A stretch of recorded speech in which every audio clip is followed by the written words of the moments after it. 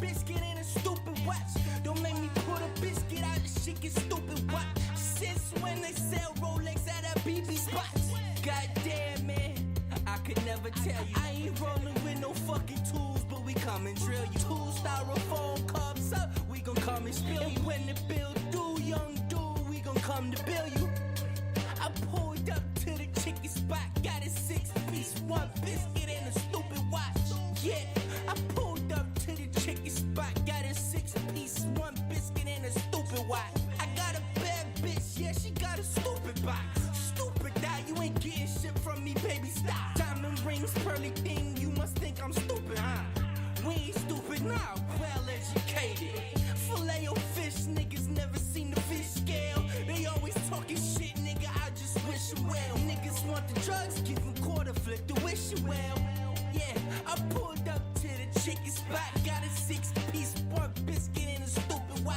Silly, I pulled up to the chicken spot, got a 6-piece, one biscuit and a stupid watch. For really, yeah, I get much and plenty. Most y'all niggas still in the well, wishing for a penny. Hard away and proud, nigga, choose now. When the biscuit up to your head, you better speak loud. Cause all my niggas ruthless, some of them niggas toothless. They ain't got nothing to live for, they shoot shit. And we talking about the beat, pull up to the roof, Chris. I'ma have you served well done on a toothpick. Spin around your block like a motherfucking fire spit. Nigga, we ain't camping, nah, man, this shit intense. Heard you talking shit on the block, but what's your intent? Pussy nigga.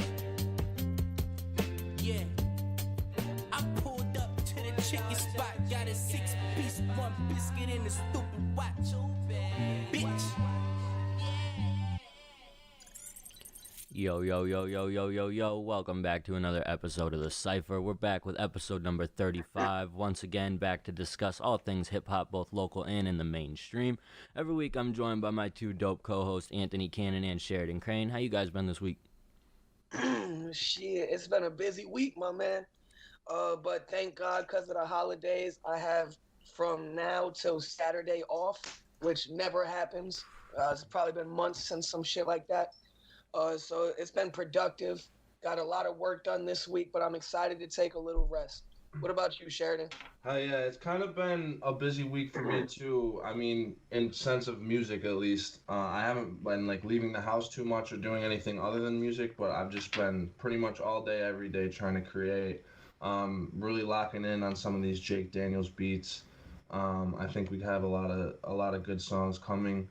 More Than 10 is getting very close to 15,000. I think it's at like 14,700 or something like that. So I'm hoping I expect before 2021 we're gonna get it to 15K. Damn right, stream that, yeah. Get out there, stream that More Than 10.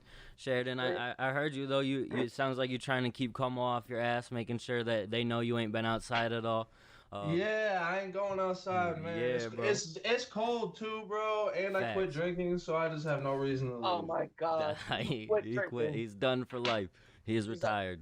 You don't want the federales at his door. Yeah. Like, wait, there's more than 10 Yeah, people there ain't no more than 10. Yeah. I do want to take a second to shout out some of the sponsors that we have for this upcoming event on Saturday, hosted by Upstate Aesthetic, live from Yo Timeline 2. That concert will be on November 28th at 7 p.m. I'm really excited for this event. We're partnering with some really dope sponsors, so I want to shout out Fuck Next Week, Ray Alvarez Wedding Photography, and Nico Nefaris. They all came together to help in some type of way. Fuck Next Week is going to be doing a giveaway during the show, so stay tuned for that during live from Yo Timeline, because that's going to be a lot of fun, a chance to get some free Fuck Next Week gear, which they have some really cool stuff. I don't know if any of you guys have seen West Side Gun or any of them rocking some of it. So it's some cool Buffalo gear, bro. So support Upstate. It's really dope, man. And the quality is great. You know, it's thick. It's good for winter. You feel me? I was in the sweatsuit the other day, and all I needed was a light jacket in the middle of November, and I was good. You feel me? The quality is great, and then in terms of how long it takes them to get, like, because I live in South Dakota, so that's one thing that's big to me is how long it took them to ship it to me. I've gotten my purchases very quickly, which is very important to me. It can be difficult sometimes with small businesses, so when you do get it efficiently, like it goes a long way.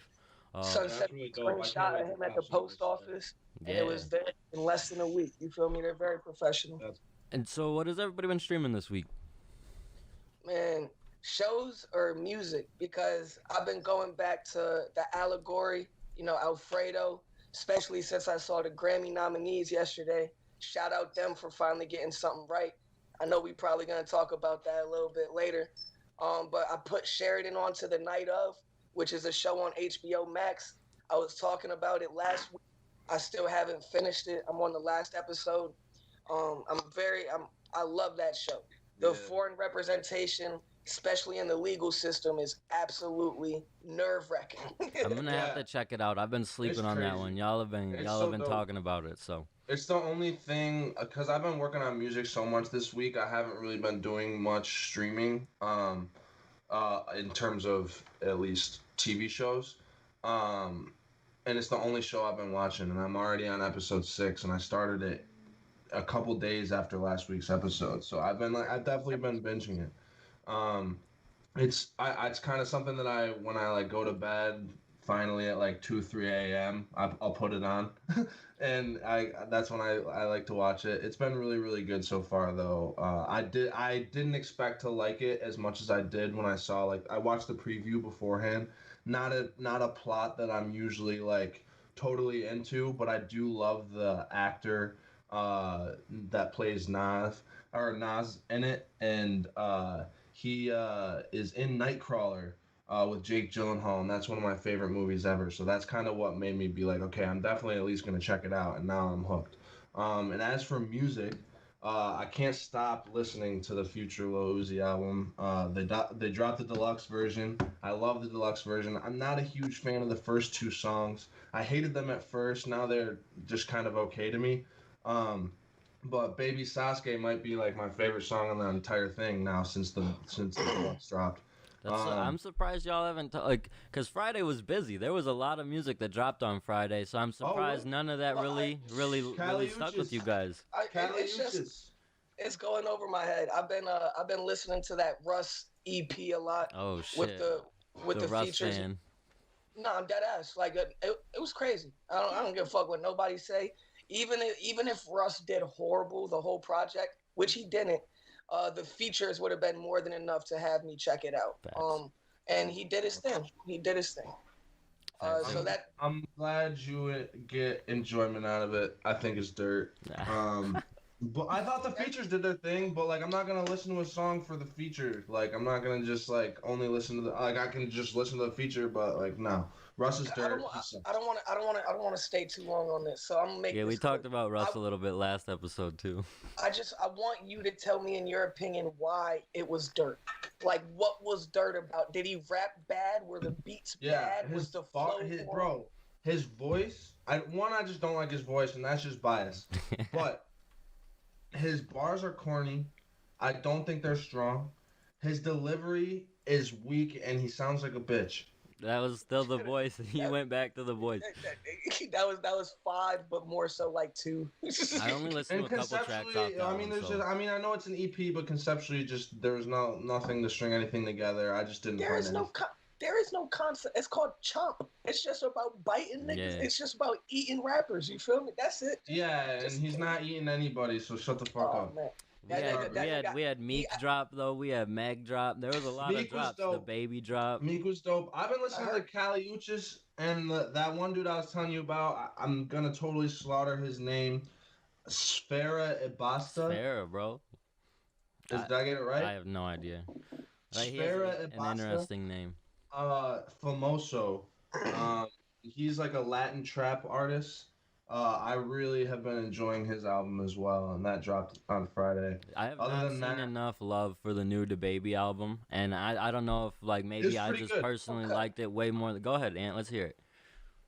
This is how I felt about the DaBaby album. You told me that it dropped, and I saw that it was called My Brother's Keeper, and I instantly got goosebumps. You feel me? Right. I listened to the first track, and the goosebumps never left my body.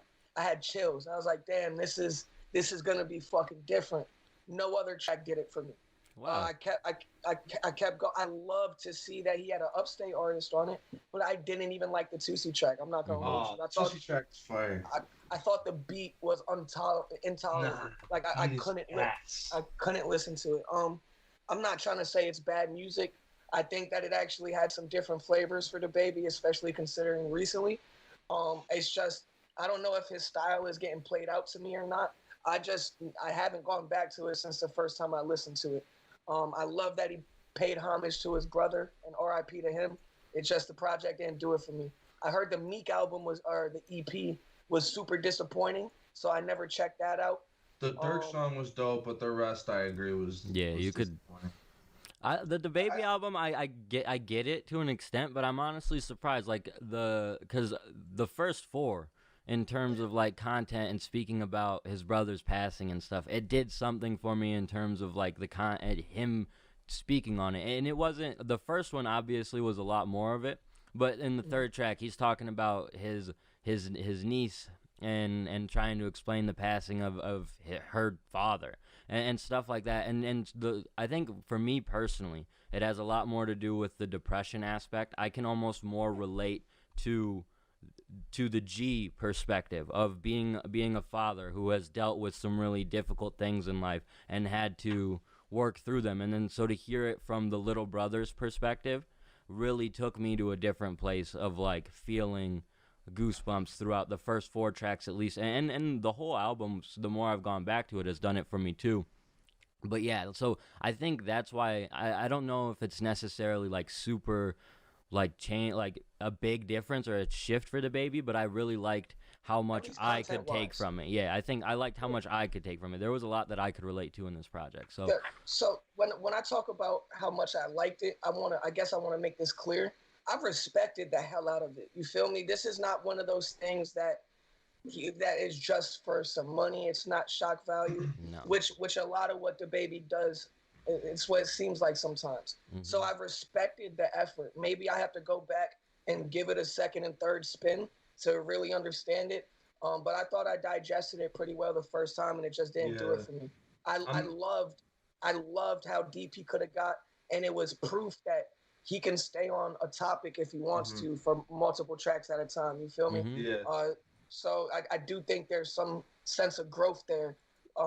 But I think it's crazy people, because it's not a heavy thing that I've seen implied on the internet, but I do see people saying like he's trying to do a cash grab off of his dead brother and shit like that, and it's like how dumb could you be to imply something like that, especially when like he's gonna drop up against all of these people, up against Meg and all this shit when he's trying to do a cash grab. Like just that as a simple way to discredit that very quickly. Anyone who says that should shut the fuck up. Like that's I'm happy so I haven't fucking seen none of ridiculous. that. Yeah, and most of that is like YouTube comment shit. So it's nothing I've actually seen people, fortunately, on social media saying. But yeah, on YouTube and shit, people be saying some crazy shit. But I kind of got it. And it's usually people who haven't lost someone that close to them who say. I'm not gonna say always, but it's usually people who say that type of shit haven't lost someone that close to them. Yeah. Some people. I know for a fact there are some people that have lost probably the closest person to them who would still might think that something like this is a cash grab, but that's because you've never been an artist. You feel me? You've never had to express yourself in this way. This is the only platform we know how to get our feelings and emotions out. You feel me? So to discredit something like that and disrespect the homage that he's paying to his brother that he grew up with, and I think that he now has to take care of his daughter. You feel me? Like, how dare you say some shit like that? Like that. Yeah, fuck you. Yeah, I think overall it's just a real crazy thing. I'm very appreciative too, as a fan of the baby, for him to just even like share this. You know what I mean? Because utilizing music as an outlet for expression and stuff like that, you can do that and not share it with your fans or whatever. And so I think it's just it's a shitty situation to have been in. I can't imagine dropping an album a couple weeks after my brother's passing as a way to like, and I hope it helps. So, bro, if one of my family members were to tragically pass, this is how I would honor them in a way, shape, or form like this. I don't know if it would be as soon. I don't know if I would be emotionally strong enough to create it on the spot like that, because he really came quick with it. You feel me? And I applaud him for that. but I would totally pay homage to my pops or my little brother, my sister like this. I would have to. I would feel guilty not doing it. Right. And you get to listen to, like, I don't know, the first song I listened to, the intro, I could have shed a tear if I'm being honest. You feel me? And maybe that's why the rest of the project didn't resonate with me as much because of how impactful the intro was. But how dare somebody say some shit like that? I mean, I'm just gonna say, like, I mean, I've done it myself. I mean, like, I did this. I don't know if I did it like quite as soon as the baby, but within a month or two, I was dropping songs about my mom after she died, and that was like the only thing that I felt like I could do. So I like anyone. And like when well, and so more. I didn't make any money off that. Like right. I didn't need, like, I don't get anything out of that. I mean, I get people who like my music, but it's when you're somebody like the baby's level, you're gonna get money out of it no matter what. Right. And then no matter what you do, if it seems like there's any type of unnatural incentive to it, people are gonna say it's a cash grab. You feel me? Like, you should shut the fuck up. Yeah, like I agree. why didn't people say this when he killed somebody and started rapping about it? Like, yeah. Oh, you're doing it for a cash grab. Like, shut the fuck up, dude. Like, shut the fuck up. Exactly. Did you guys listen to the full Meg album? I did not listen to it from top to bottom. I haven't listened to the full thing either. The Rich the Kid Young Boy album, I'm not gonna lie, is growing on me. I liked the first couple songs, or I liked a couple songs originally, and like thought the rest was dirt. But I've given it a couple more listens, and it's not like amazing, but like it's definitely, I get lit to that shit for sure. It's mad bangers on it. Rich the Kid and a Young Boy collab album is like Kwame Brown and Anthony Bennett on a 2-on-2 team, bro. That's how I feel personally. You feel me? Like, I do not want to play that shit. I know it's not for you. I love Rich the Kid. I really don't like Young Boy. And there's a lot of verses I fuck with from Young Boy on this. And it's not like I'm not going to go start listening to his solo shit. But, like, I don't know why. It's nothing, like, special. I've just been really into it. It's a lot of energy, and I don't know. I've always just kind of liked Rich the Kid's flow and his voice, and he actually picked some of my favorite beats of really any other artist.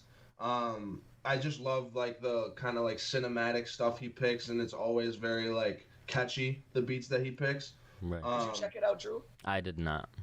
It's not one I'm checking for. I recommend giving it a try. I'll try it. I tried the Future and Uzi shit, and I'm not a big fan of Future. You guys know that. I love me some Uzi. But to me, the type of music that he makes is inconsistent to my taste. You feel me? So it's hit or miss. So I didn't make it too far in that album. Rich the Kid, I fucks with listening to Rich the Kid.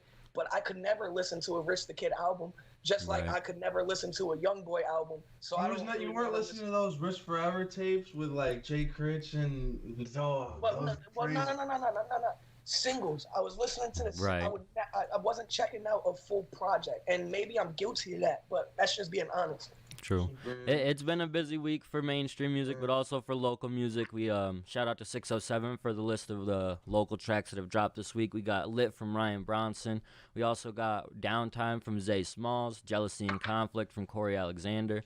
Catharsis also dropped a track, but I cannot remember the title of that off the top of my head. Make sure y'all check for that on YouTube. That was a really dope track as well.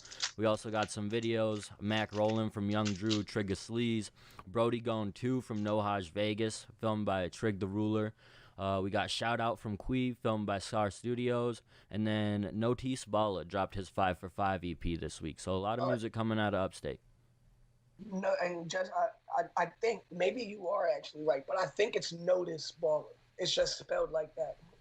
All right, you probably right. You've worked with him, right? Didn't you battle him? You would know. I battled him and I have a song with him, but I never asked him what his name was. Never asked him on the pronunciation. Nah, you're right. You're probably right. Fair enough. But yeah, there was some good music that dropped this week. Make sure y'all check it out. Always, if you got something new that dropped and we overlooked it, let us know. We're always looking for new music to play. Gonna play some stuff later on today, but we have some topics to talk about. One we've touched on a little bit already is the Grammy nominations, the snubs, stuff like that. Let's start with the Do we want to start with rap album snubs, or we want to talk about the weekend first? Let's talk about the weekend. Let's go to rap last. All right, yeah, let's talk about the weekend first because that's what everybody's talking about. It's been a big thing. The biggest thing I take away from this is apparently they wanted The Weeknd to perform at the Grammys. The Grammys are the same week as the Super Bowl. He was on some time constraints but was still down to do the Grammys, but apparently it became like a heated negotiation process, and then all of a sudden he doesn't get a Grammy nomination. I think that tells you all you really need to know about the Grammy process, and if you win one, you know that you just won because The Weeknd didn't cut them a good enough deal to perform. Like, I don't know. Yeah, that's such a snub. It's so bad. Are you putting and I don't want this to sound like a stupid question. I listen to After Hours. Are you putting that in the R&B category or the pop? No, this is overall. Oh, this is just album of the year. He should have been nominated. Well, he should have been nominated for something too. Shit, yeah. Anything. He should have been in R&B and pop, and he should have been album of the year overall over fucking Hollywood's Bleeding by Post Malone. Are you fucking kidding me? Are you kidding me, bro? I that's another project that I'm just not interested in listening to. Dude, what the fuck? That shit is garbage. After Hours was really good, and when you look at the numbers, he's always either first or second in the world on numbers on Spotify. Dude, you feel me? Coldplay? 2002? Coldplay was nominated for Album of the Year, dude. Like, bro, is it 2002? Like, get the fuck out of here, bro. That's what niggas was saying when they saw the rap. Yeah, that's a fact. You ain't wrong. It's an interesting list, and when you have, I like some of the albums. Some of the albums, like Taylor Swift deserves to be on there. Dua Lipa deserves to be on there. Haim deserves to be on there. But the rest, I don't know. Let me ask a question. Is there any rap album this year that should have been up for album of the year in total? I don't know. Yeah. What? Go ahead. Eternal Attacking. Yeah, but Eternal Attack. Sorry, that's a rap album to you. Yeah. That's a pop album to me. I'm not gonna lie. It's both. I think it's pop rap. It's pop and hip hop. I don't know. Yeah, you're right. I'll give it the nod. It's more poppy to me. That's why when I saw the rap nominees, I was like, just wait till they drop the pop ones, because maybe they drop them all at the same time. I know. I didn't see. I did eventually go see, but I thought they dropped the rap ones first. I haven't looked at what the pop ones are. Yeah, I think that's a clear snub to me as well. Like, Janae Aiko was overall nominated for overall album of the year. But then I guess it comes down to the conversation of what is your basis for nominating something. Is it just the content? Is it just the streams? Is it a combination of the streams and the content? So yeah, is it longevity? Like, if we're talking longevity, I feel like a lot of people have scoffed at this idea, but I feel like if you're talking about longevity and albums that have been talked about the most throughout this year, Roddy's album was talked about for a lot. For a majority of the year. I understand that people aren't like running to it now at this point. And yes, it was dropped at the end of 2019, but the way the Grammy nominees work and the calendar timeline, it would have been in that calendar year. So I feel like it should have been nominated for something. I think that the Grammys need to update how they go about their Grammys, because there's so many different subgenres of each music that exists nowadays. Right. I think it's in the end of the day, it's almost impossible to compare The Allegory to My Turn, or the Roddy Ricch album to the Jay Electronica album. Like, you can go like off vibes, how it makes you feel, cohesion, sales, blah blah. But like, how are you truly supposed to compare those? You're always gonna get snubs. Depending on who's sitting at the table at the Recording Academy picking these names, because everything is so Jay-Z. uniquely different. Jay-Z picks them all. Jay-Z nominated himself. Yeah, he always does. Well, and I think that's how they get away with it, is by not having any strict criteria. So that's how you can get away with saying, well, we didn't select this guy, but we did select this guy, and here's why we selected this person, because it all is really crazy, especially in a time of streams and stuff like that, where people don't want to give as much credence to that, but when there isn't so much you can give credence to with in terms of album sales, and it is very opinion based at the end of the day in terms of judging content. So when you are judging it on things like streams, and I even see it from both you when I suggest Roddy, like it's something where you guys are like, no way, but he's also the 4th most streamed artist in 2020, or at a certain point in time was one of the most streamed artists overall for the year. But that's what I'm saying. When there's albums like Roddy's, when there's albums like My Turn, Eternal Ataki, maybe they would feel some type of way. But hip hop and rap is now pop. You feel me? When it's mainstream like that, it's the most popular genre in the world. You feel me? I feel like those could get nominated in a pop section, and it would be changing the tides. You feel me? And just nominate them, yo. That's all. Like, it ain't hard to make a little bit of a shift and give it the respect that it deserves in some type of way. And if you're not gonna actually nominate them, you should have an honorable mentions list. You feel me? Get Coldplay the fuck out of there, bro. I didn't know Coldplay dropped the album this year, but I did, and it was terrible, bro. It was awful. Why the fuck? Like, Coldplay sucks. Yeah, it's a strange like I get it. It can be difficult trying to diversify. Somebody gonna be in here pissed like Coldplay's the best. awesome. Nah, you're good. I don't think that's our demo, bro. That's not our demo. Nah, there's definitely, bro. I feel like there's gonna be someone in here that's gonna be. And if they don't say it, they're gonna be mad in their head. Mad at you. Yeah. Yeah, they're gonna be like, bro, you don't even understand Coldplay. That's probably low key me, bro. That's low key me. Nah, Viva La Vida slaps. I'm not gonna lie, but that's maybe about it. Nah, you're hating, bro. There's some good Coldplay slappers out there, but I think that it ain't anything new. But I think it's interesting, obviously, trying to diversify for album of the year overall. I think maybe even just like get rid of that category, because it's like too hard. Just leave it to the subgenres of rap album, pop album, like because and. I don't know. I guess you want people to always you want people to talk about it, so you want people to be pissed off. But if you're judging the album of the year, like, fans of rap are always going to think that the rap album should have won. Fans of pop music or country music or whatever are always going to think that their album should have won. So fans are always going to be slighted and jaded and bitching about it, essentially. So why even do it? But I guess at the end of the day, do it so people will talk about it. I've agreed with who's won album of the year before. I've agreed with one time a country, like 2 years ago, a country artist won album of the year, and I agreed. And I'm not a country fan.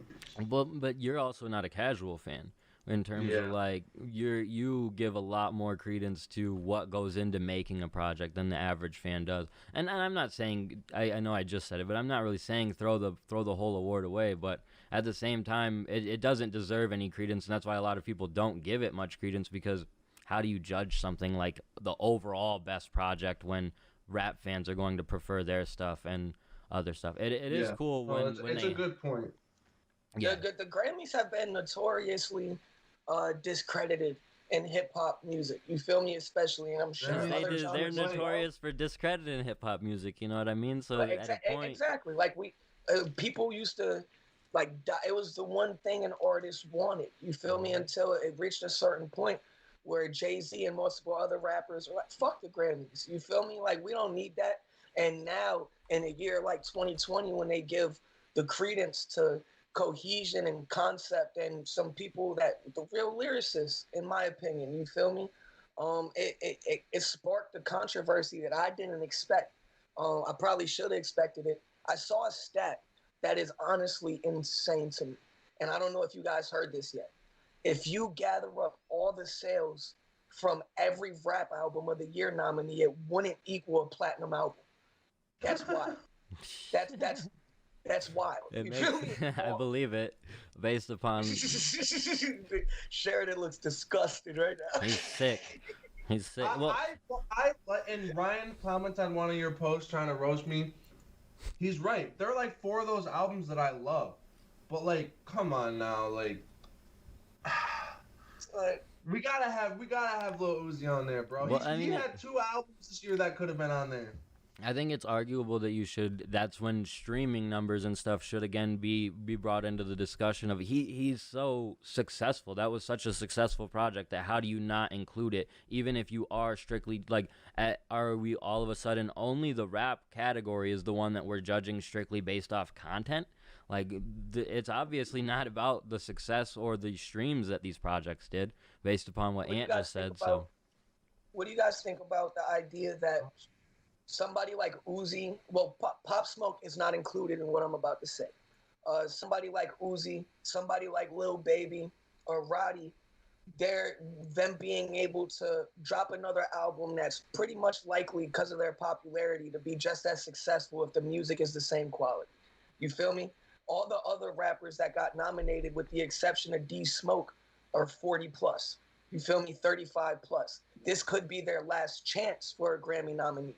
Do you think that should factor into the equation at all? Nah, because it could be any of their last chance, like, really. I mean, as, like, crazy as it may seem, like, I don't see Roddy or Lil Baby really being mentioned in this category again. And maybe Roddy, but Not I really... Roddy? Maybe Roddy. Dude, Roddy has the weirdest stock of any rapper right now. In terms of someone whose trajectory was, like, going down, he dropped a bomb album and it shot right up, and I feel like if he were to drop he's in that Chance the Rapper zone where he just dropped a great project and is the belle of the ball, but if he doesn't drop quality content after this, it's done. He's gonna keep dropping quality, bro. I believe you, and I agree, but if he doesn't, I think it'll be easier for Lil Baby to maintain a chart position than it will for Roddy. And I'm going to tell you this, not because I think that Lil Baby makes insanely better music than Roddy or is a way better rapper, but I think it'll be easier for Lil Baby to make another My Turn than it will for Roddy to make another The Box or another album like he did. You feel me? That's just my personal opinion. I think Lil Baby can make another My Turn. Lil Baby's gone in a year. I don't think either one of them are gone in a year, honestly. Like I think they both have a lot of staying power based upon what they did this year, but I don't think that either one, like, they are now in a different place in their careers and their lives, really, where they're creating music as rich and famous people, not from the streets, not in the lifestyle they were living. That changes the content that you're able to put out, and it changes what your fans enjoy. I think that Roddy can transition to that a little bit more than Lil Baby can. Versatility is so important to longevity, and Lil Baby has no versatility whatsoever. You a lot, not just you, bro. A lot of people get confused because of such of a limited selection of music. In the grand scheme of things, Lil Baby has been rocking for 2-3 years, and he's found something that works for him. The minute it stops working, if you don't think he can change up and switch his flow to fit something else, you're out of your mind. He can. Yeah, he has something that's working, bro. He has people that want to sound like him and people that die to listen to his music, bro. People want to sound like him. They want to see it. They want to sound like the people that he sounds like. He is Young Thug's son. But a lot of these niggas are. What are you talking about? Right. And I think that he's smart. Like, at the end of the day, Lil Baby is also a real smart artist. So that's my point. Yeah. I mean, I don't know if I would agree with that entirely. I just don't know who I would. But I do think that Lil Baby is very smart, and I think that he has even just what he did this year, there will be longevity based on his work in like giving back and working in the movement or whatever you want to say. Even though he said he's going to step out of that realm, he's in the news right now talking about how he's going to give away $1.5 million that he made off of the bigger picture. I love him. I think that doing shit like that, bro, doing shit like that, as someone like Lil Baby, it's not gonna be a year and he's gone. Like, when you're that smart and you're working to give back to the community, he's not lasting 5 years, bro. He's definitely not lasting. The difference between 5 years and 1 year is quite dramatic, don't you think? I don't think he's lasting 2 years. I'm just saying I would put I would Roddy- put That's insane to me. 10,000. I think that he Yeah, is one of the that's ones crazy. that is going to last. Like, and I could be off, but Yo, I think Just wait. Roddy- I'm gonna wait for the Roddy- day. Hopefully, I'm not banned on Facebook. I'm gonna be posting. I'm gonna be like, yo, where the hell did Lil Baby go? Where is he? Roddy is. you would be the one to Roddy be is- thinking I'll about give- him when he's gone too. That's funny. Roddy's more versatile, bro. He plays instruments. He can sing better, and he's equatable lyrically, to say the least. Feel me? Roddy could be here for a decade. I If he agree. wants to be, but that versatility could also come back to haunt him. If he doesn't drop an album, you or forget, or you're not taking into account that he could drop something completely different because he's capable of it, and his fan base could switch on him. I don't think that will happen. No. But if he steps outside of If his it's lane, good, it won't matter because he'll get critical acclaim and he'll find new fans. but he has to make it good in a different way. That's what I'm Yeah. saying. Lil Baby could do the same thing again. He could drop a My Turn 2 next year, and it'll chart. Yeah, It'll be a and top that's kind of five. my point, I guess, to saying like it's not fair that these guys didn't get their nominations when the time was right for them. Or you can't say it just because these guys are older and they might not get another chance, because even though they have the right trajectory where you would think that they are going to provide quality content going forward and should be in the Grammy conversation going forward. How many artists have we seen where one year we're like, yeah, they've got album of the year, and then you're not really talking about them again for a couple more years? Like, it's not a crazy thing, and especially when it's two younger artists. I don't think that it's too crazy. So I think that they definitely got snubbed. I think there were quite a few snubs involved with this one, but I will agree with the Grammys to an extent. There are only so many albums you can nominate, and within Rap Album of the Year, though, the D Smoke shit is the fucking. If he wins, man, it just goes to how. He won't win. No, bro, he could. Y'all are He crazy could. if you think he No, won't yeah. win because of the relationship between networks and fucking. This could be easily just a Netflix play, bro, where they're just Yo, trying to do D something Smokes. for Netflix. And His come up was unbelievable, bro. I mean, he went from competing in a competition to a couple months later getting $100,000 offers to perform at the fucking Tyson Fury and Wilder fight. I watched that shit, and now this nigga drops his album.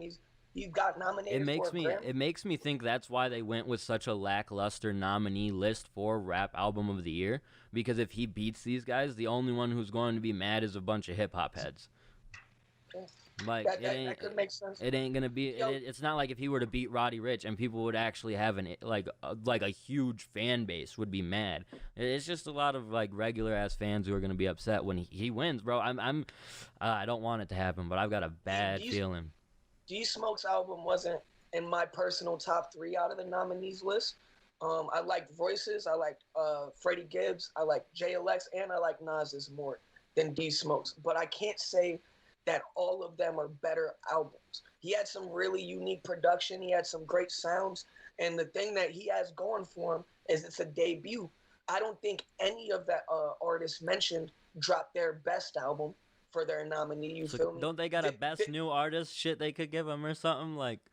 D Smoke is on the best new artist. So give him that. This I feel is insane. I feel like there are so many other albums you can name over his that it just feels like an industry play. Like to me it feels so obvious. Like I feel like I can listen to his project and yes, it's not bad, but that's not what I'm asking myself when I'm listening to it. Is it Grammy worthy? And I just don't really feel like, I mean, who gives a fuck about the Grammys, but when I'm listening to it, I don't feel like this is an award worthy album.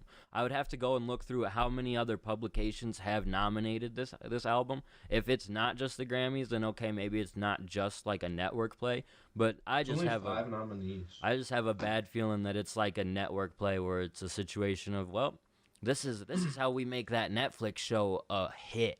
Like, and it would be the next season will be so much bigger than this season if he wins a Grammy. The first winner of that show wins a Grammy. Is. You're absolutely right, but it already is. The second season for Rhythm and Flow, rappers are gonna be dying to get on it. You feel me? Like, this is the first time I've seen something truly successfully catapult somebody into the position they promised. You feel me? It's like American Idol for hip hop, bro.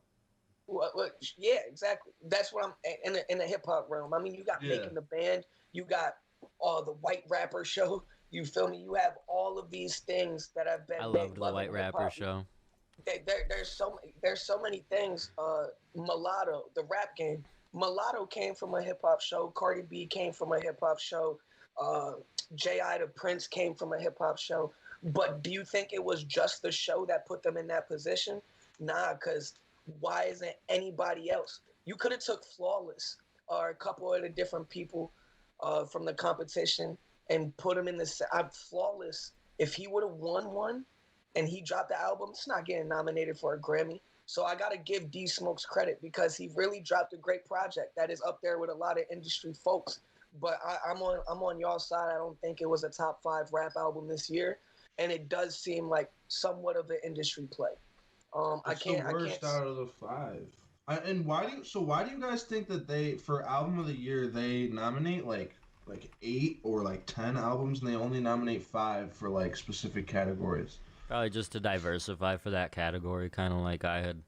You like, because if you only have 5, then you're literally just picking one country album, one hip hop. I was gonna say there's more than 5 genres. At that point, there's no point in even doing rap album of the year because you could tell what their choice of rap album of the year is because that's the one picked for album of the year. You would know what their pick for country album of the year is because that would be the one put in. You know what I'm trying to say? Mm-hmm. So I think that's why they kind of have to open it up a little bit because it then keeps those other categories a little bit more open as well.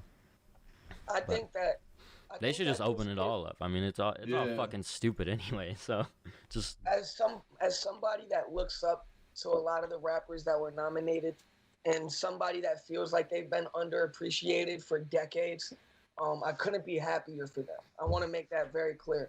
I don't think anybody besides arguably D Smoke, and I guess you can argue Jay Elect. I think everybody else is very, very deserving and worthy of a Grammy. You feel me? I think that it's a travesty that people like them haven't got them historically throughout the past 20 years. I think this gives a lot of motivation to rappers like me. Only if D Smoke don't win. Only if D Smoke don't win. Nah. Well, like I get what you're saying too. Like I get it. Like for Nas.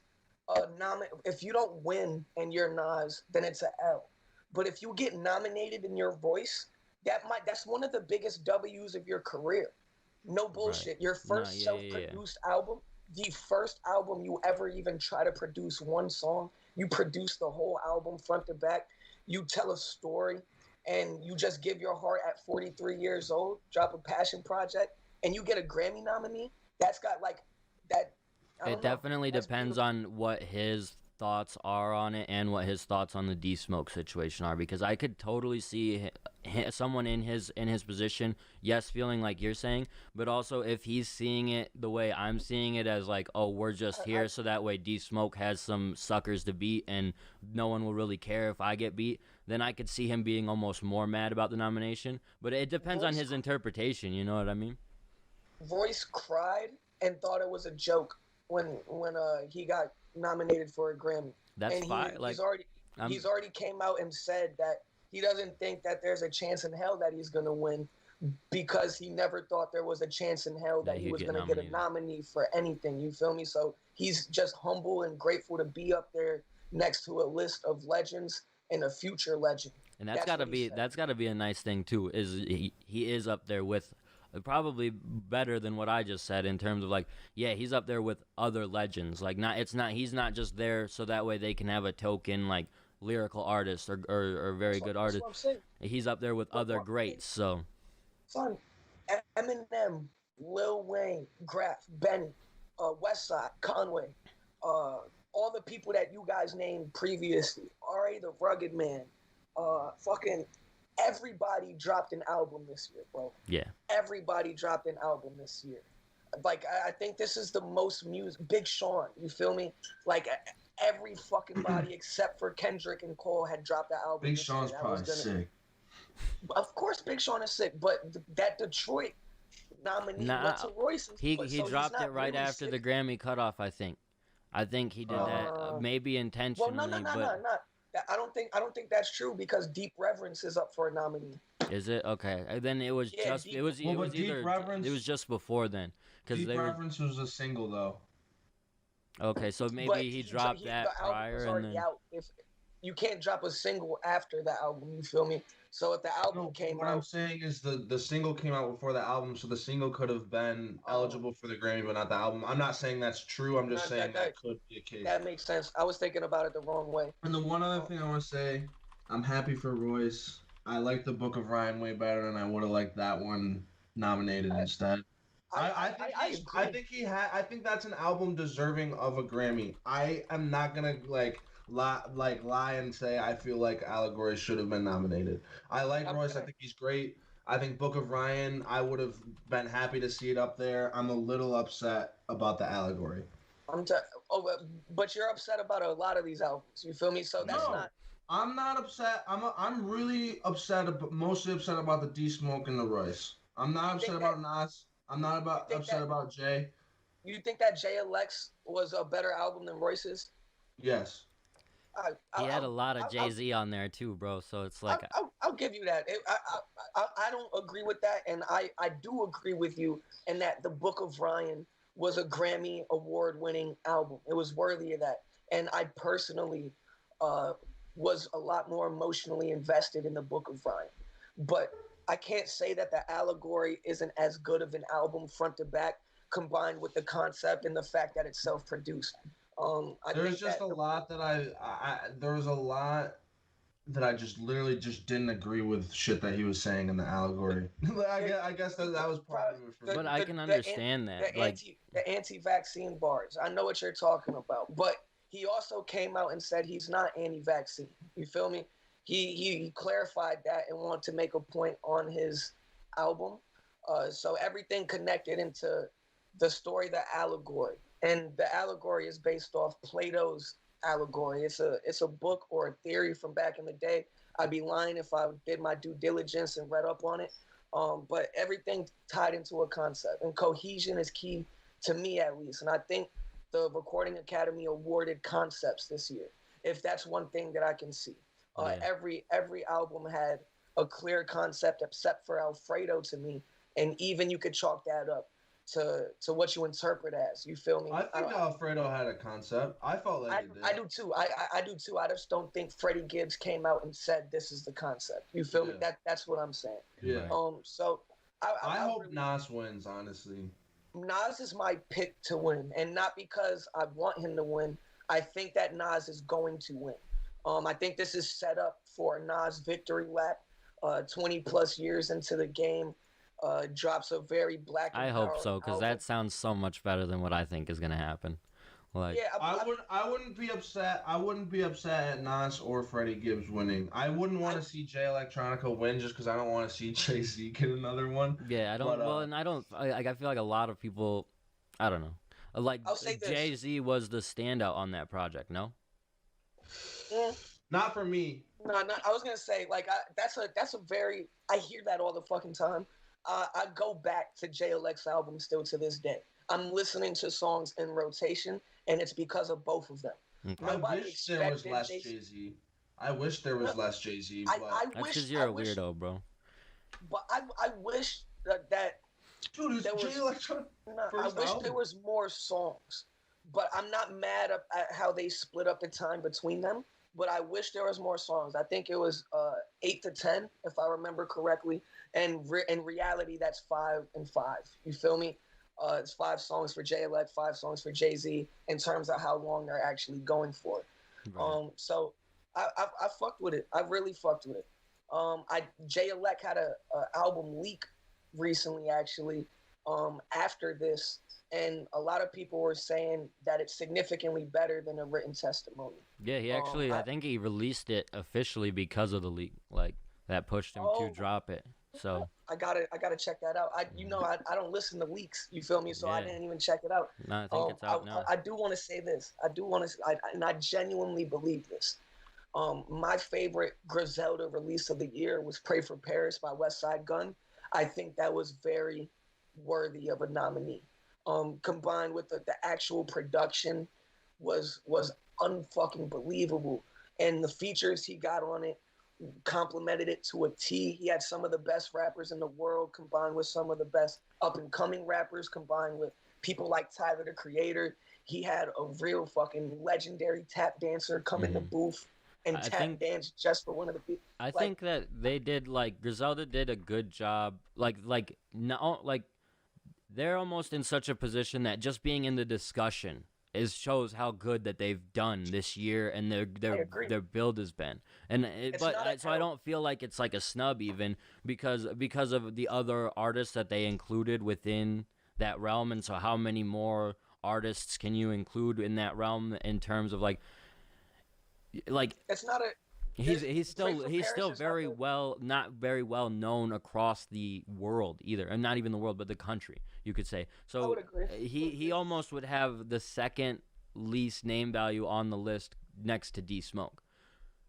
But I don't think he would have the second least sales out of D Smoke. I will put it like that. And if you take one of these albums off the list, I guarantee the album you replace it with isn't Pray for Paris. Yeah, I agree with that. You're gonna find another album to replace it with first. But I'm just saying, to me personally, that was one album that I would have loved to see on the nominees. I agree. I wanted to see Lil Uzi on there so bad. Mans is still sick. We've spent a lot of time talking about the Grammys. Jay Electronica has not dropped the album though. He dropped a single with it's might be under a Tidal Pop exclusive, bro. That just shows you're not rocking with Tidal.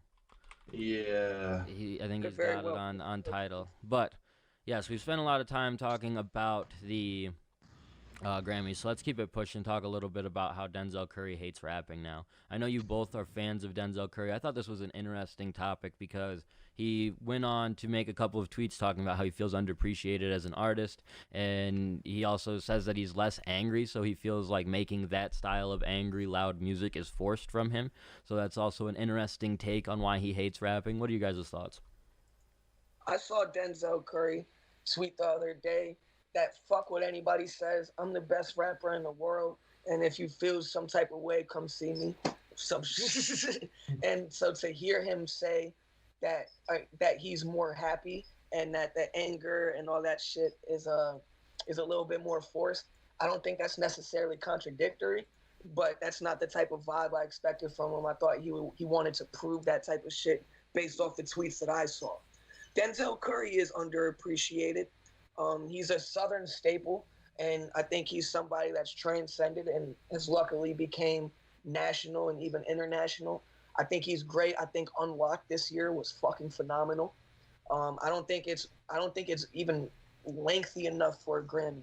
So I'm not sure if he feels like he got snubbed or something, and that's why he came out with this.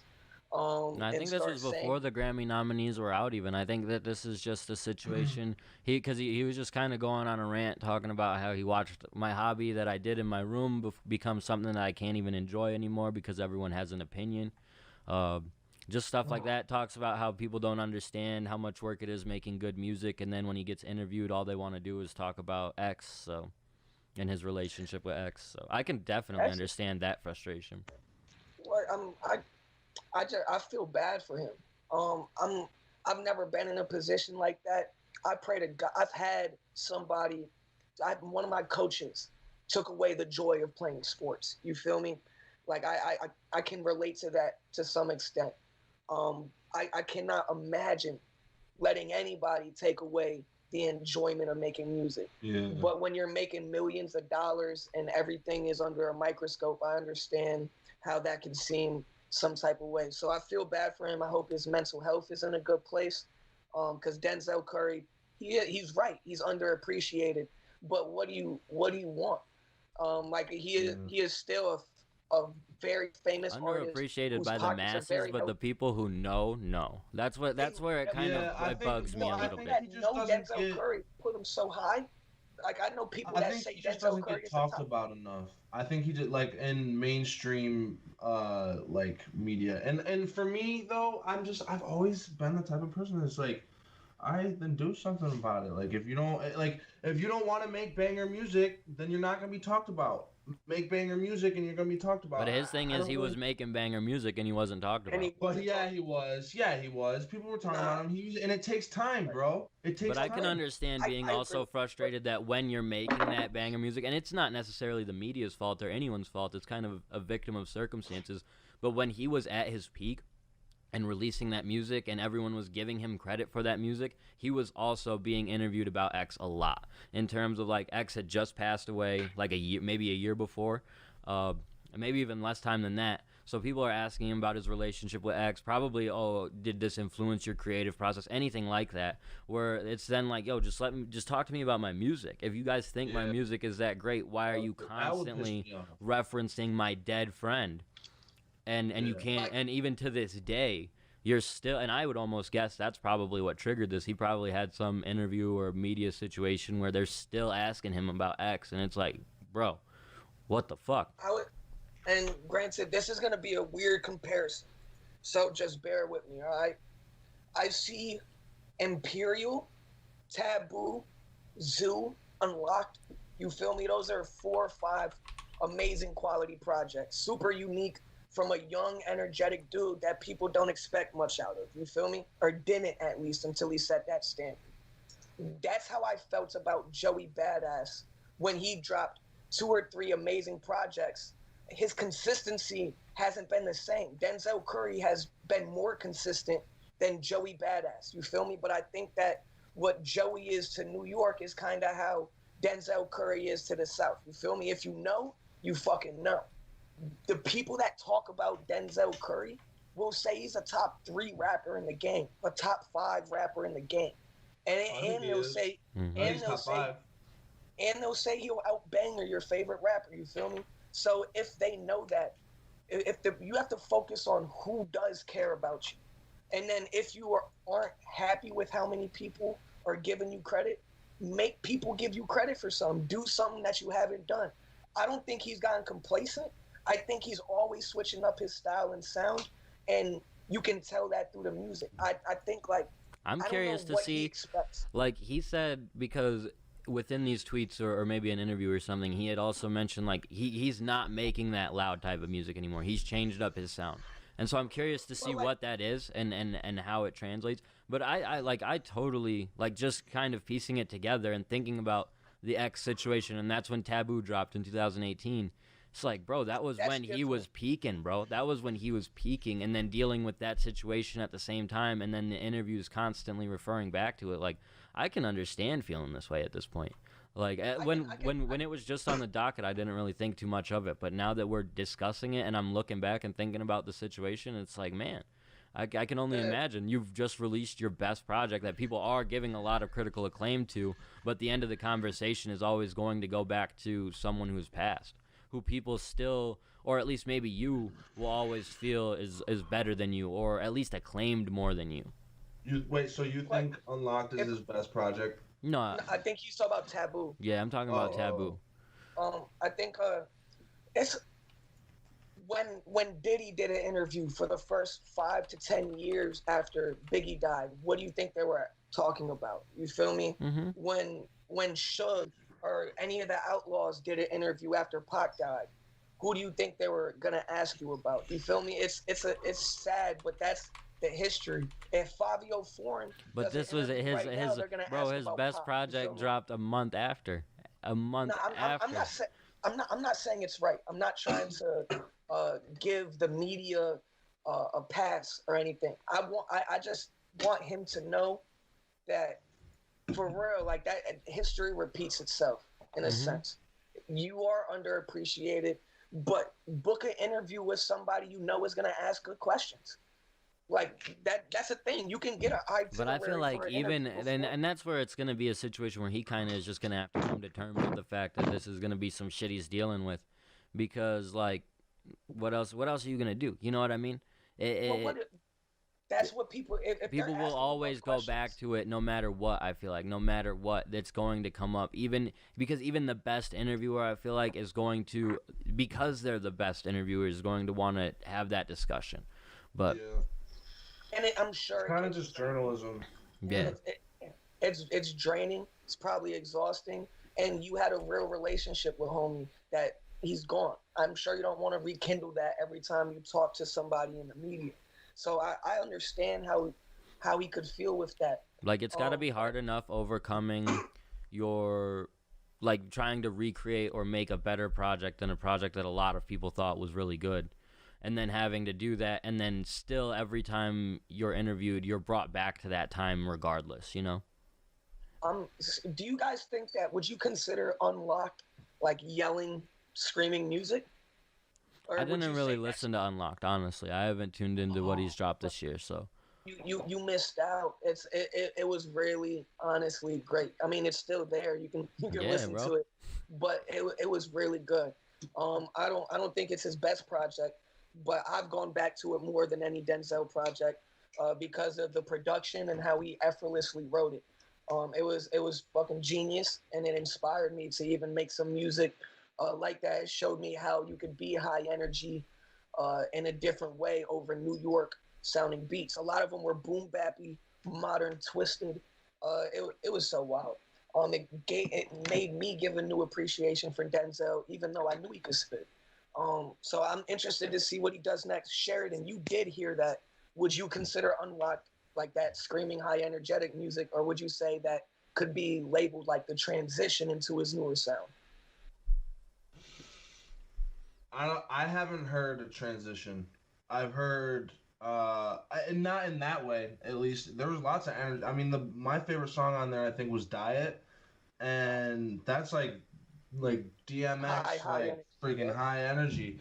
Um I think that I think lyrically he brought the most like intricate Versatility. punchlines. Yeah, and most lyrical versatility. I think that's a good way to put it. Um, so I guess in that way I heard a little bit of a transition, but not in terms of like toning it down at all. Sound. No. Yeah, no, because he was very high energy. I'm assuming when he comes back or switches a sound, he's gonna be a completely different artist. Because I Yeah. know he can sing, and he He might freestyles just them. be in a mood.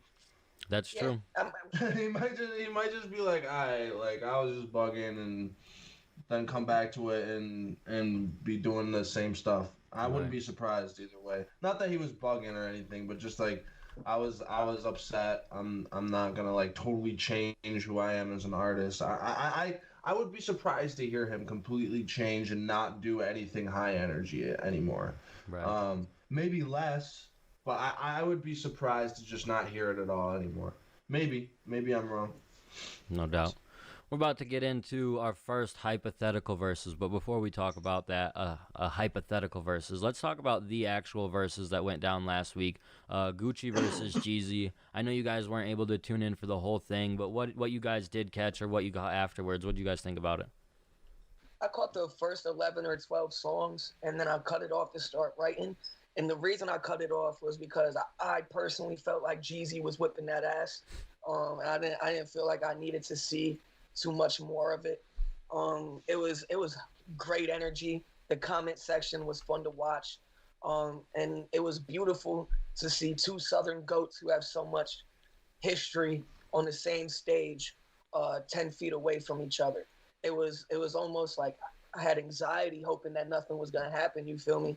And unfortunately, I missed the part where Gucci played his notorious track and Jeezy responded to it. I got to see it on replay, but I didn't get to see it live. So when I heard about how Jeezy went back with Class, I didn't know if WAP was actually going to play the track because I feel like that's wild disrespectful. But I think he thought it was going to be like an automatic win and set the tone I think for he him in just a did way this that whole Jeezy couldn't thing to come be back wild from. disrespectful. Like, his whole Yeah, I intent think in he was doing trying to it be from disrespectful. start almost to finish, maybe not to the end, but damn near to the end, was to be disrespectful as hell and get a bag. To me, to me, I saw how impactful content is as opposed to bangers. This was a prime example of Jeezy having pretty bangerish songs, especially for the early 2000s. But the content, you felt what he was saying more.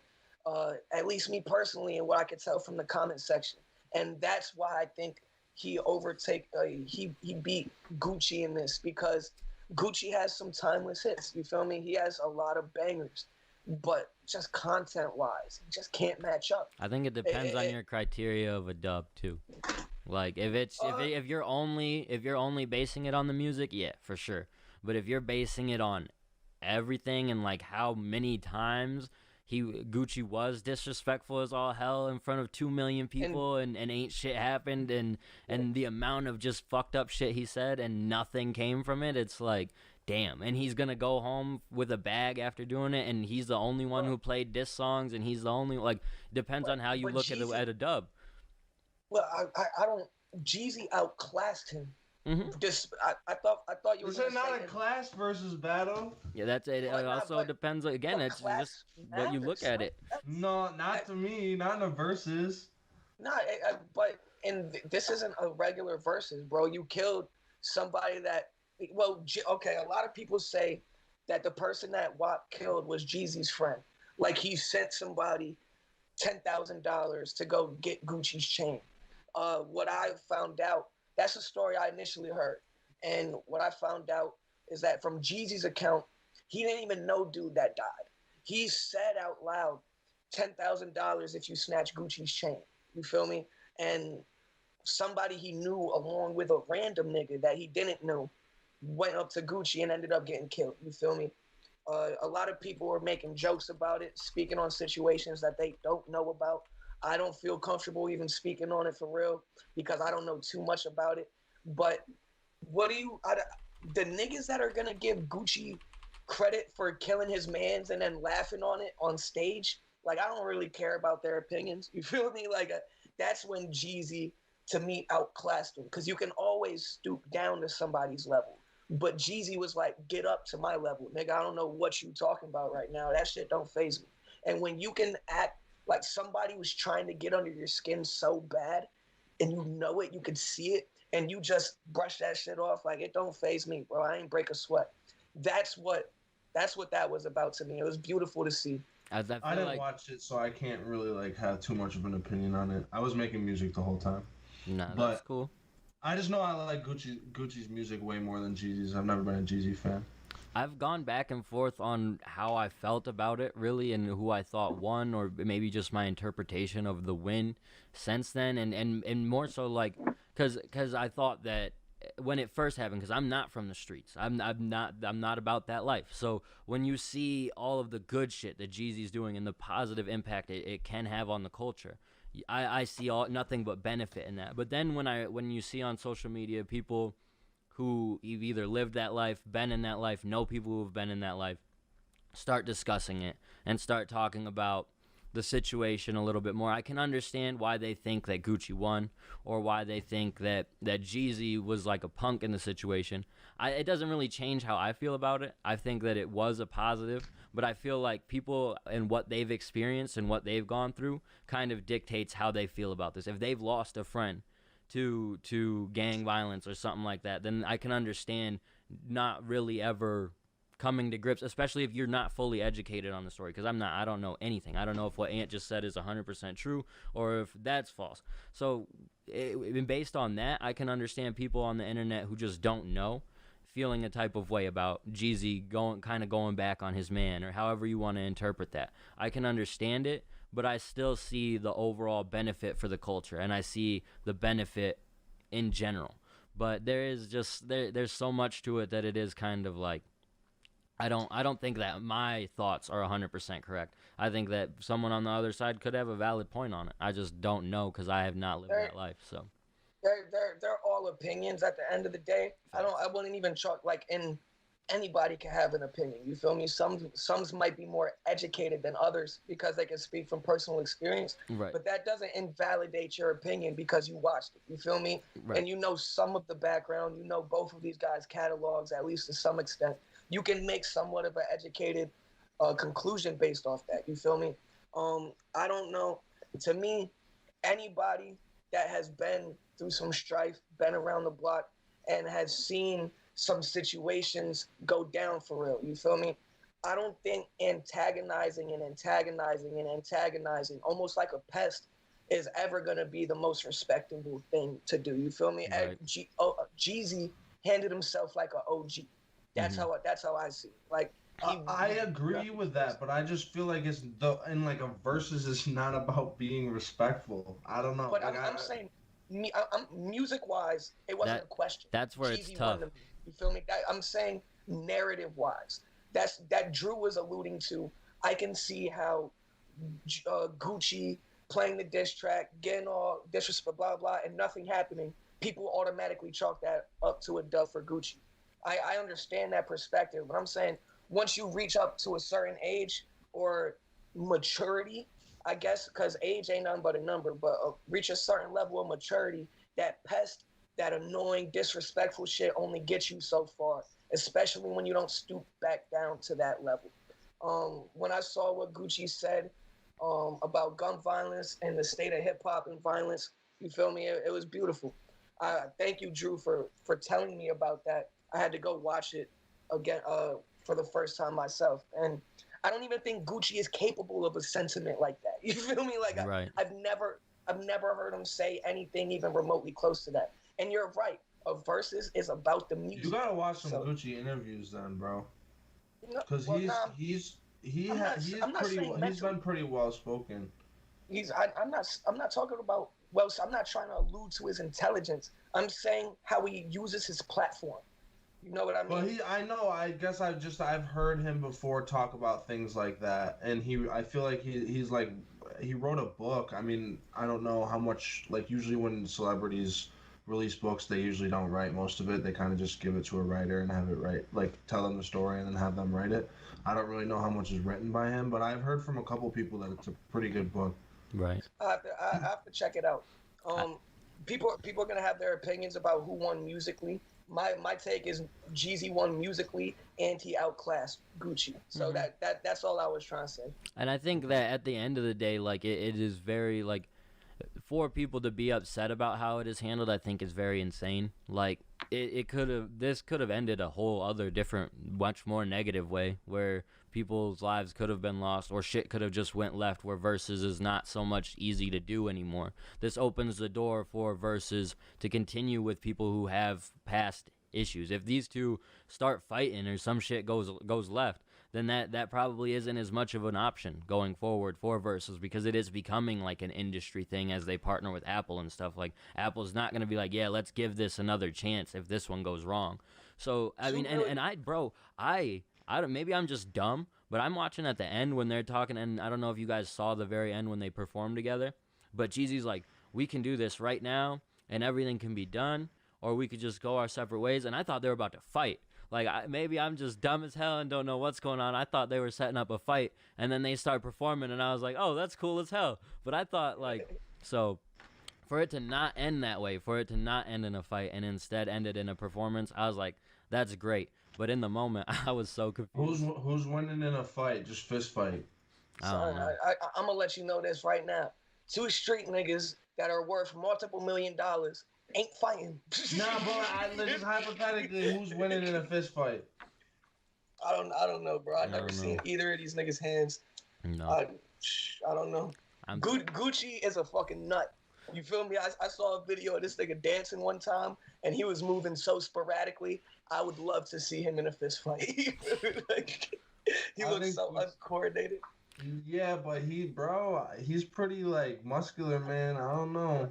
He's probably in the best shape of his life, bro.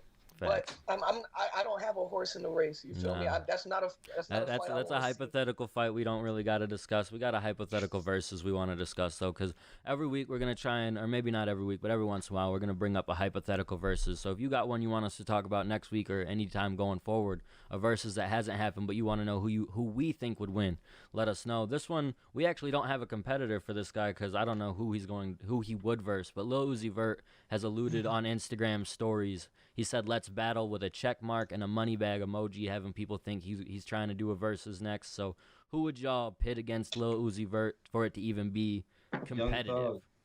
Young Thug. Definitely Young Thug. I think Young Thug's the best one he could go against. I think that would be the toughest competition for him. I think unless he were to go against like a superstar, he's pretty much beating anyone I think that else. would just be more fun. Like he shouldn't win. He because you would expect him to beat like the lower level guys. He should just go up against a superstar, play a bunch of bangers, have a bunch of fun, and lose. Like just fuck it. Like I think one other one that I actually just thought of right now that would be interesting is Travis Scott. that would be interesting. I don't think he would win versus Trav.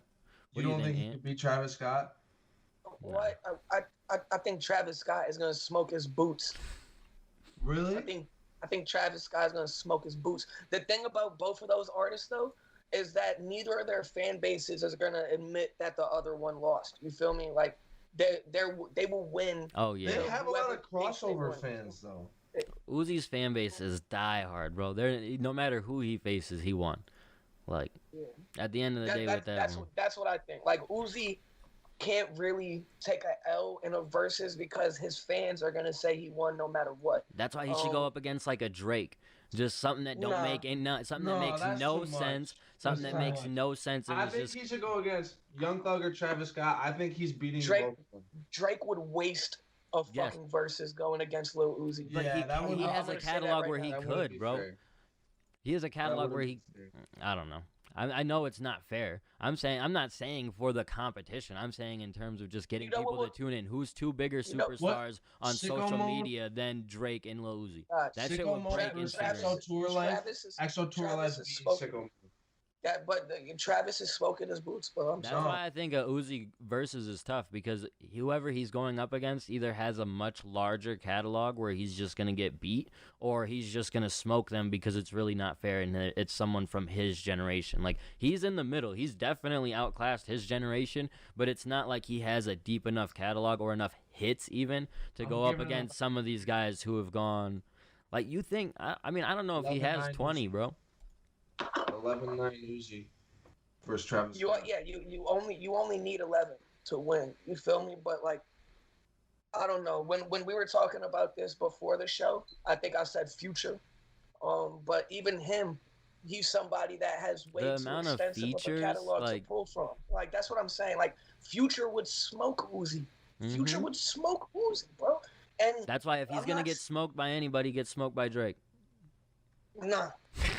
Well, I just don't if you're Drake, I don't even think you pick up that phone call. Why? You feel me? Uzi's literally like the biggest next generation star underneath him, bro. It's not if I'm Drake, I'm saying, yeah, let's do a versus, Uzi. Let's go. Nah. If I'm Drake, I'm not doing a versus unless you give me Lil Wayne, Jeezy, somebody that's a legend.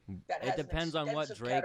It depends on which Drake is looking at it. If it's business Drake, he's gonna see the opportunity and just getting a bunch of people tuned in right before his album's about to drop on Instagram Live. Drake and Lil Wayne does more numbers than Drake and Uzi. But it doesn't cross into a new platform of fans.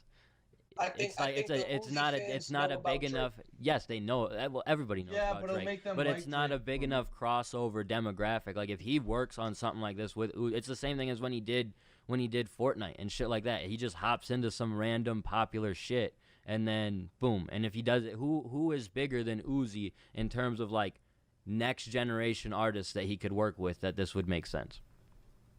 I don't think there's an answer to that question. I think Uzi is about as big as you get in that lane. You feel me? If I'm Drake, I'm not picking up that phone call, and if I do, it's a respectful decline. You feel me? It's just plus the amount of fun. Like Drake would know the like. You're bugging. I feel like he would see just the repeat value of it too. Like there would be so many memes of it because the energy with him and Uzi. Like, he gets a bunch of Uzi fans watching him. It's promo for his album, bro. Come on now. Nah, bro. I'm just saying, if I'm Drake, I can do better promo, and I could do a better versus. And I think that Drake, like I said, he has enough of a catalog where he could do a promo versus a guy like Uzi, and then do a versus against basically anyone again because he just has that much music. He could go like 5 times, songs bro. for Wayne and his next 20 songs for Uzi and still be Uzi. What do you think would be more beneficial for Drake? To go versus with Uzi or to make a track with Uzi? I think verses on. I mean, nah, a track. Whoa. A track. Yeah, well, yeah, both, and then you debut it at the end of the verses type shit, and then But it's on I, streaming. So like, you know what I mean? There's but yeah, that's a great idea. If you have a track with Uzi, that's a great idea. That's a great way to preview it and show it to the world exclusively and build hype for that song. do a But I verses think of your next, like, of if your next of his album the- versus Uzi's last 2 They would albums. never do that, to the but to the point of crossing over fans. That's why you have collabs. If you make a song with Uzi, then you get Uzi fans. If the song is good, you feel me? I but think this that is 2 million Uzi fans tuned into you for an hour and a half, just I think Uzi is building bringing that 2 million relationship. people. I think they're yeah. both bringing 2 Definitely. million people. I think there's 4 million people trying to watch that live. It would break. Easy. I think, but I don't think that, like, I don't know. I think that it would be I think there's 4 or 5 million people trying to watch that. I think bro. that is super beneficial to Drake more than a Wayne versus or anything like that. I think a Wayne versus makes more sense for like him just in terms of who he is as a person and wanting to actually battle, actually go to war with someone and like. That's not getting him new fans though. Like y'all agreed that the Drake and Lil Wayne would be more viewed than the Uzi battle. So you think I don't that think Drake it would and, be. I think that Drake versus initially you Wayne would agreed. be. I think that Drake versus Wayne I would didn't have agree. less viewers. I was quiet on that. I don't know. Okay. I don't know. I think they both have a lot of either them viewers. break that shit. I don't even know how that would even work because I think either way Instagram wouldn't. I don't know if they'd be able to handle that many people on live. It would set a Would be record crazy. for sure. I think both I both feel of probably them so. would in Drake, general. anybody that Drake goes against because he's not taking a scrub will break the record. You feel me? That's how I feel personally. That yeah. I think if you're Drake Wouldn't do it unless he knows he's breaking the record. You know what I mean? Like Drake's not gonna set himself up in a position to have done less than any of these other artists have. The amount of clowning he would get from that. I feel like I don't know, man. Drake got hits, and if I'm somebody that like Drake has been disrespected in terms of people think I just make hits. If you're a Drake fan, you know he can rap, you know he can do it all. But a lot of people just discredit him off bat. If you put him against a fucking legend, 20 for 20, and he smokes their boots, I think you get a different type of respect. I think you have enough clout. I think you have enough views. I think you want respect at this point. And that's my point. I think it's legacy over the immediate benefit. I think after he drops Certified Lover You think Boy, he yes. smokes I Lil think Wayne? once he drops his next project, though. I don't think he smokes Lil Wayne, but I think he might beat him. And I don't think he will. I don't know who would win. I would have to sit down and look at a hypothetical 20 songs for 20 songs. You feel me? But I think Drake competes with any rapper ever. Ever. You think he beats Kanye? We gotta do a hypothetical versus again, bro. You're trying to get them all out today. So I think Drake, like Ant says, he competes literally toe to toe with any artist in the game, and there's a lot of artists he just smokes, that there's no competition. But I think Uzi is one of the artists that he smokes that he would do it with just for the promo that it would generate and the crossover that it would give him, because it's like the only artist that kids are fans of too that makes sense. Like, I'm gonna tell you this: there's gonna be a lot of niggas that was 25 and up that hear Drake versus Uzi that roll their eyes and wouldn't watch it if you paid them. I'll tell you that. So you really think so, bro? I don't think so. I think just to watch a Drake versus, I'm tuned in. I think that I'm saying I think a lot of the older demographic of hip hop hears Drake versus Uzi, rolls their eyes, chalks it up to an automatic dub, and doesn't even watch it.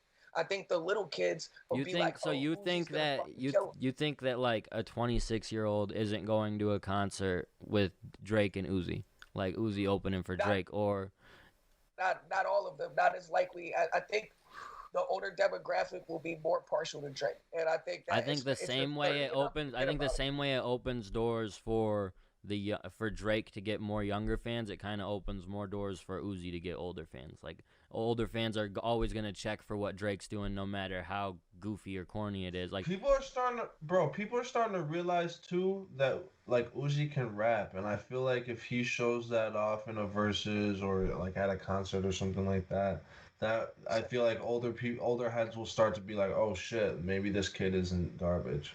Gucci and Jeezy had 50-year-olds and 40-year-olds and 30-year-olds tuning in, as well as little ass kids. You feel me? Not as many little ass kids, but that's something that's all inclusive because it spans generations. I think you're limiting yourself to how the age bracket of the demographic you're targeting with a Drake versus Uzi. That shit, I think that's something. Bro, that to me feels like literally superstar versus superstar. Like people are checking for that regardless type shit. Yeah, me too. But I mean, I don't know. We'll save it though. We'll let the comments help us decide. I mean, I know what people are gonna say is that this is crazy that Drake shouldn't do a versus Uzi. Who should do a versus Uzi then, or who should do a versus Drake?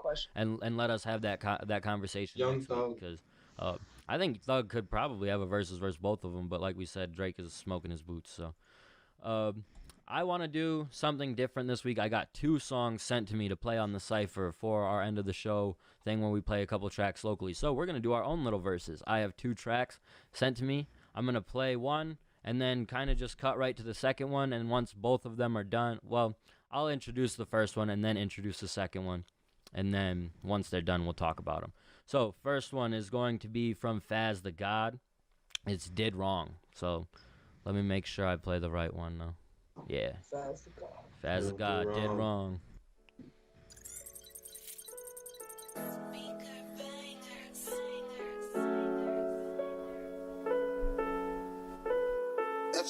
Rule number 1, never move a needy bitch to where she not from. Rule number 2, better always trust your gut. Rule number 3, do not show no fucking love, cause these bitches is some smuts tryna fuck with other scrubs. Rule number 4, don't be tripping by no hoe. Just worry about the digits, I'ma stack this shit some more. Should've listened to my friends when they tried to show me so. Should've listened to my friends, man, I should've let you go. Should've listened to my friends, man, I should've let you go.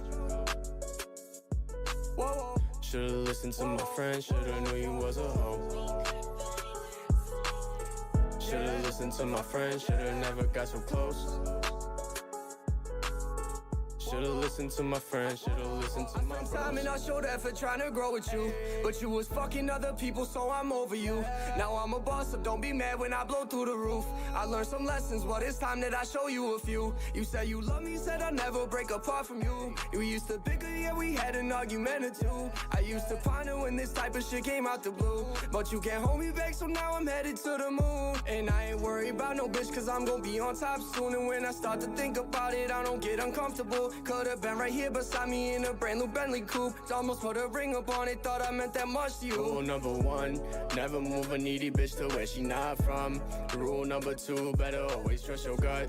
Rule number 3, do not show no fucking love, cause these bitches is some smuts tryna fuck with other scrubs. Rule number 4, don't be tripping by no hoe. Just worry about the digits, I'ma stack this shit some more. Should've listened to my friends when they tried to show me so. Should've listened to my friends, man, I should've let you go.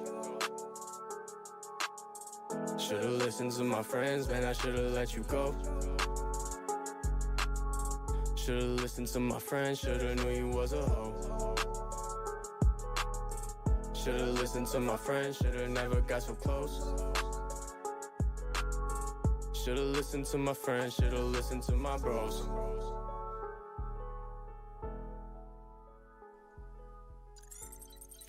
That was Faz the God Did Wrong. We're going to jump right into our next track sent in from Doc Z called Drug Abuse. Let's get it.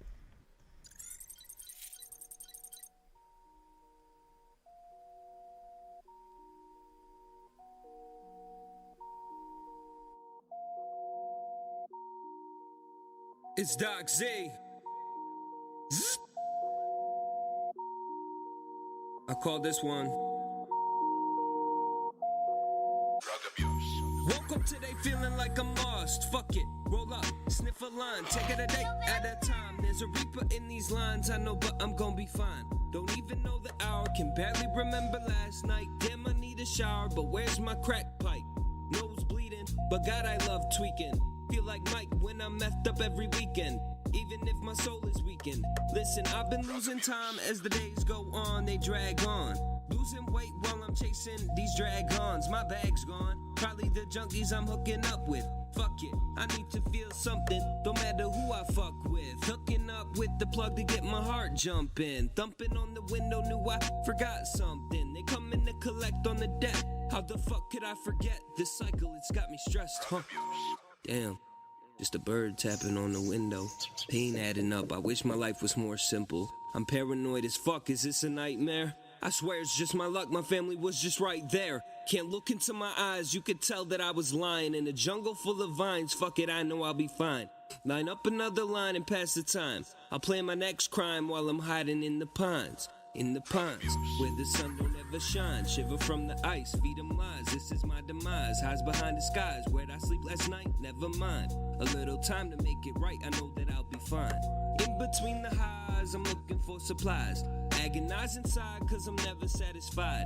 Terrified by reality, abide by the rules. Sober feels like blasphemy, I'm just another casualty. Casually, feeling to her majesty, such a tragedy. But I do it happily, and what a rush, can't be touched. Only thing I trust, nothing to discuss. Out of touch, they get hush, or I might erupt. I can feel disgust, this shit is a must. The life that I construct and all the people I deduct. I'll be living out a hut, but I do not give a fuck. Cause this shit right here, it picks me up.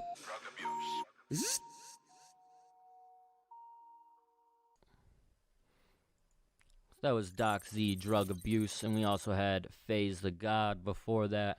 What do you guys think of those two songs? I want to shout out both FaZe the God and Doc Z for sending us in some tracks. Both of them been trying to send in tracks for a couple weeks. It's kind of hard for us to play all of the tracks we get, so I'm trying something new this week. Hopefully it's not taken in the wrong way. We're not trying to pit two people against each other for no reason. We just want to play a couple different tracks at once and compare them a little bit and just say what we liked, what we didn't like, and get more tracks on at one time.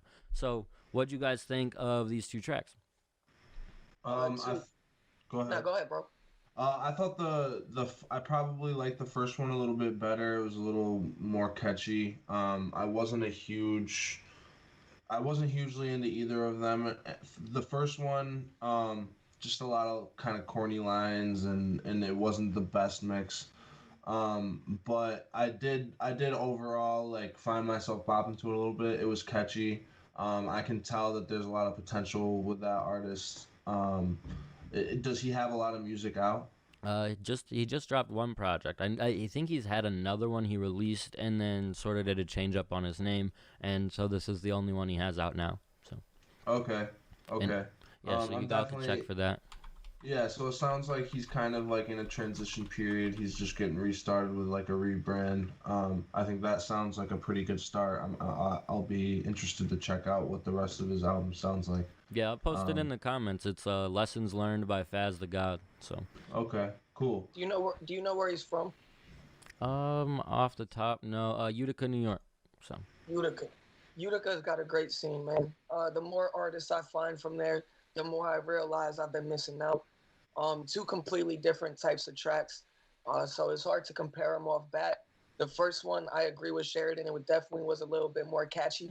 The mix wasn't as great as it could have been, especially on the verses. I think the hook was done pretty well. You executed it pretty well, but the verses is where I was like, the audio quality started to show a little bit more.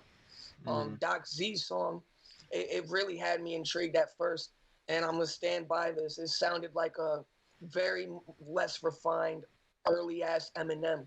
That's what I thought too. It genuinely sounded like especially with the content that you were talking about. But definitely less refined. I think there were parts where your flow could have been tightened up.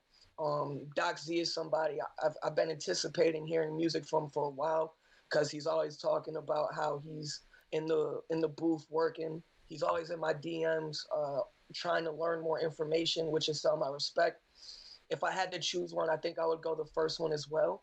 But I like the idea of the second one a lot more than the first one. I think he could have just executed a little better. A lot of really clever lines, and I know that topic is very touchy to him. I have some background on why he may have made a song like this, and as artist to artist, person to person, I completely respect it. I just think that on a subject like this, every line counts. You have to make sure to deliver every line, and a lot of it's in your tone and how you present it vocally. So those are a couple things I work on. But overall, the two decent submissions. I'm glad we did this, and I'm looking forward to doing more of this segment. What do you think, Drew? Yeah, I think I would probably go with the general consensus, the first one, in terms of just like sound and pick. But overall, both tracks were pretty good, and I liked the concept of the second one, and I like that it sounds like Doc Z is just starting to really get rolling, and so I'm curious to see that growth, and he might be someone we're talking about all of next year, sort of the way we talked about Corey Loveless, because like I see the early Eminem comparisons too, and like that's a really cool comparison to get, I feel like, early on. So just keep building off of what you do right, and take the critiques of what you're doing right, and work on what you may not be doing the best, and build off of that. And I see that it could be a real positive 2021 for him. So definitely keep sending us in tracks, Doc Z and Faz the God, and anyone, because we want to do a segment like this probably every week if we do get at least 2 tracks. And if you want to just do a little friendly competition, you don't really win much, you don't really lose much, you just get your track played and up against someone else's, and we see which one we would just rather listen to. Maybe the comments will be different. Bring all your friends to the comments and you will definitely be different. They will tell you that you won for sure. So we'd love to do stuff like this, so send in your tracks. It's going to be a lot of fun. I'm cut a little short on time due to school stuff, so we are going to wrap here instead of playing the tracks like we wanted to. But I do want to shout out the 2 tracks that we were going to play, because they were really dope tracks. So Zay Smalls dropped a track this week that we had talked about. Really, really good track. People should go ahead and take a second to listen to that, called Downtime. And I don't really know how to pronounce this other artist's name, so I'll just give it. I think it's OZ. It's either OZ or Ozzy. It's either OZ, Ozzy, or Oze is what I was thinking. So, but his name on Facebook is like Ozzy. Yeah, Ozzy Mandias. Yeah. So that's his track. So I think it's Ozzy, or I don't think it's Oze, but it could be. All right. The project is Frequencies. It's got some really, or not the project, the song is Frequencies. It's got some really cool stuff to it. The whole project has some really cool stuff to it. We will probably come back to that one next week when I have a little bit more time. Apologies for that. Let's go ahead and promote what everyone has going on and get out of here. Let's get it. This Friday, I got Cannon's Corner dropping. It's the debut single off my upcoming project. I'm very excited for this. I'm going to let the single rock for a week or 2, depending on how the streaming numbers are. And then I'm going to drop the video. It's a movie. It's one of my favorite that I've ever been a part of. So I'm really looking forward to getting that out there to you guys. And something special. I've rocked all of St. Cannon, the upcoming project that I have for Live From Your Timeline, front to back. Had a really good spot. That Upstate exclusive. Upstate exclusive. And shout out DJ Evolution, Ramsey, for letting me use the spot and cutting up on the turntables, because you really did a great job. Nico bodied the video, and I know there's going to be a lot of great submissions from some really talented artists. So make sure you tune in this Saturday. It's gonna be a great time, and I'm happy to be a part of it. So just make sure to pre-save Cannon's Corner coming out this Friday, and give it some spins when it drops. Follow me on social medias at Anthony Cannon, and call it a day. What about you, Sheridan? Absolutely excited to tune in to Live For Your Timeline. So everybody go watch that. I'm so close to 15K on more than 10. So we're trying to run that up, get that there before 2021. And other than that, I'm just working on stuff. I'm trying to hold up on releasing anything until next year. But next year it's gonna be crazy. I'm gonna be dropping a lot of stuff, so be ready. Just follow me on all the social medias, like Upstate Aesthetic. Follow us, all that. Yes, sir. Like these guys have said, this Saturday, November 28th at 7 p.m., we have a really, really dope lineup of artists set to perform. Juan Boulevard, Ben Kent, Matthew Cornwell, Anthony Cannon, MBK Ritchie, and MBK Dot did a really dope performance. Like, we have so many really, really great artists involved in what we're putting on that it's going to be a lot of fun. It's going to be really similar to the first one, but a little bit more production heavy, a little bit more production heavy. I don't want to give people too much excitement, but it's a little bit better done. I'm really excited about it. I'm really thankful for our sponsors. Shout out to Nico Nefaris, Ray Alvarez Wedding Photography, and Fuck Next Week for supporting this situation, this concert event, it's really important to do stuff like this, and to have those sponsors adding that legitimacy. It just creates more and more for the community. So shout out to them and what they've done. I do have a couple more Upstate Aesthetic shirts if you guys are interested. I got some long sleeves, so make sure you hit me up in the DMs or comments. Until next time, thank you guys for tuning in. We're going to play some Chicken Spot and get out of here. See ya. Peace.